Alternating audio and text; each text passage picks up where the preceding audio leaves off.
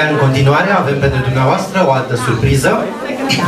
Îl invităm pe domnul Viorel Ploieșteanul, fondatorul Centrului de Excelență în promovarea creativității românești Itaca Dublin, care ne va face o scurtă prezentare despre însemnătatea istorică a Zilei Naționale a României. Domnul Viorel, vă rog frumos. Ladies and gentlemen,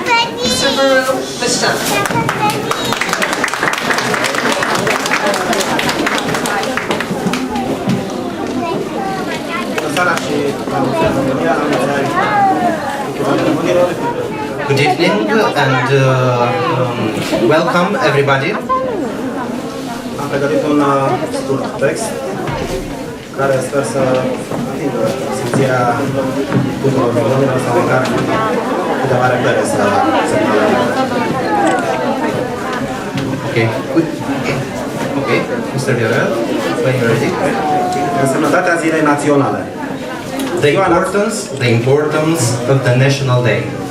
Ziua națională a unei țări este sărbătorită de către cetățenii ei zilnic, prin fapte și simțire, dar mai ales prin asumarea identității naționale. The National Day of a country is celebrated by its citizens daily, by facts and feelings, but particularly by assuming the national identity. Fiecare stat își leagă sărbătoarea Zilei Naționale de un eveniment istoric, reprezentativ pentru națiune, pentru poporul său. Each state links its National Day to a historical event representative for its nation, for its people. Franța, de exemplu, nu sărbătorește atât căderea Bastiliei de la 14 iulie 1789, cât mai cu seamă reconcilierea și uniunea tuturor francezilor, petrecută cu exact un an mai târziu și parafată prin jurământul de credință depus de regele Ludovic al XVI-lea în fața națiunii și a legii. France, for example, it does not celebrate the fall of Bastille of 14th of July 1789, but rather the reconciliation and union of all French nationals, which took place a year later and sealed by the oath taken by King Louis XVI in front of the nation and the law. Statele Unite ale Americii sărbătoresc la 4 iulie independența față de regatul Marii Britanii, obținută în 1776.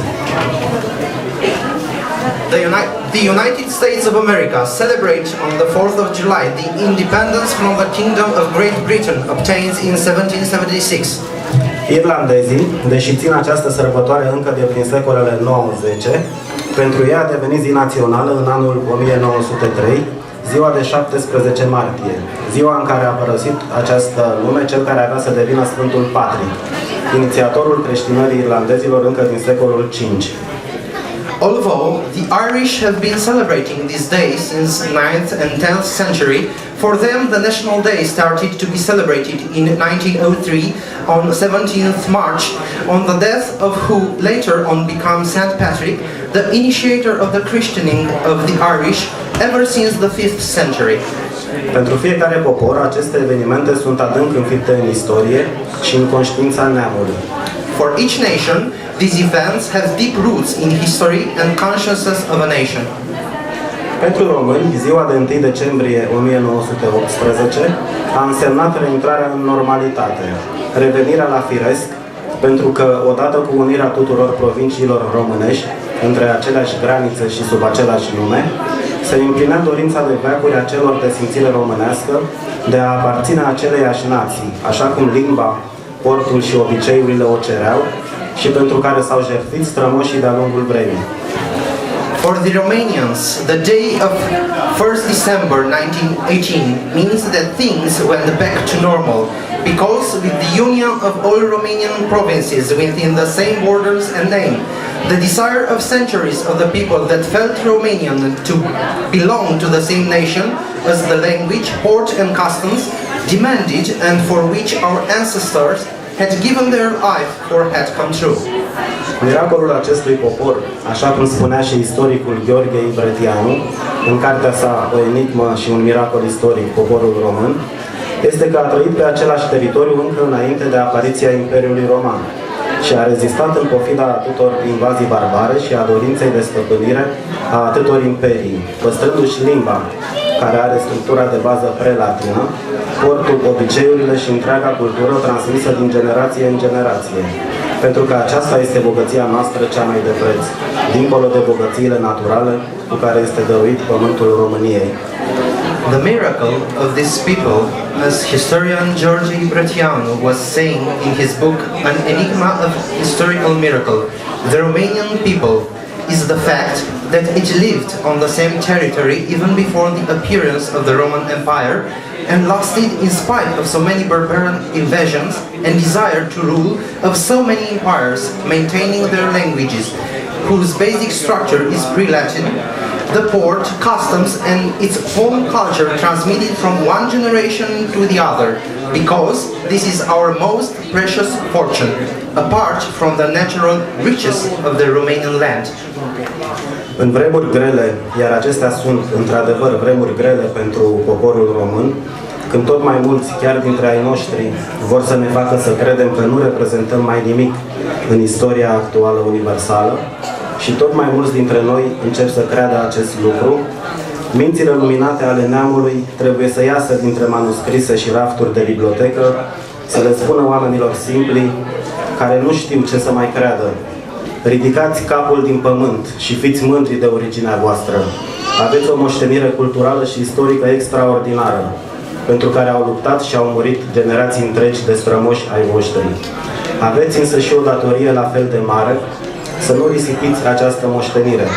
O națiune are dreptul să se mândrească cu trecutul ei, însă este un drept care obligă în aceeași măsură la transmiterea și îmbogățirea acestei moșteniri.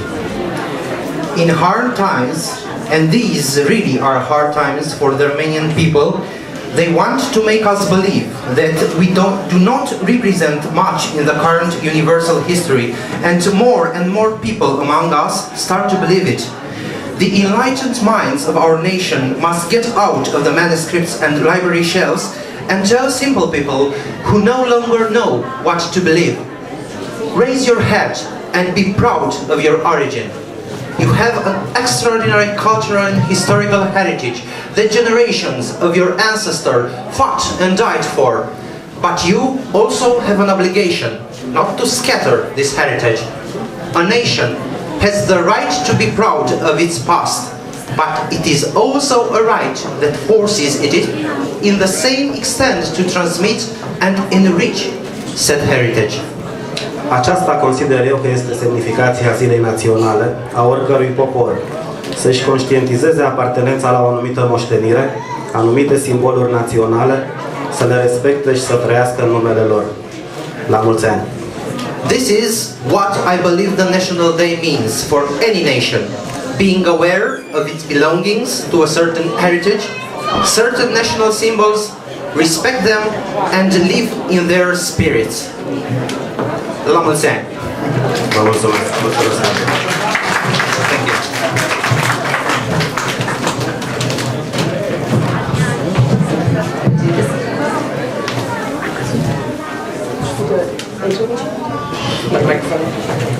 Thank you. Thank you. Thank you, Vor, for that. And also we would like to thank him for these boards that he has created on the right, which cover old Romania, the traditions of Romania, and also some well-known people in arts and the entertainment industry in general are on these boards, and we would like to thank him again for creating those for this event.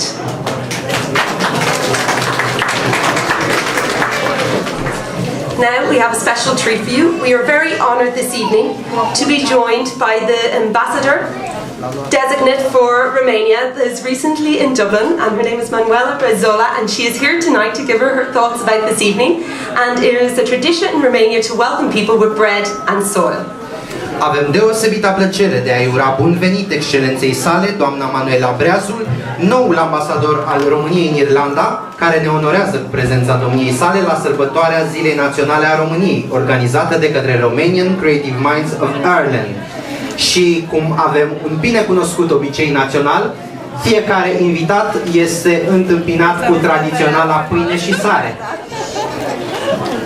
Să aplaudăm pe doamna ambasador.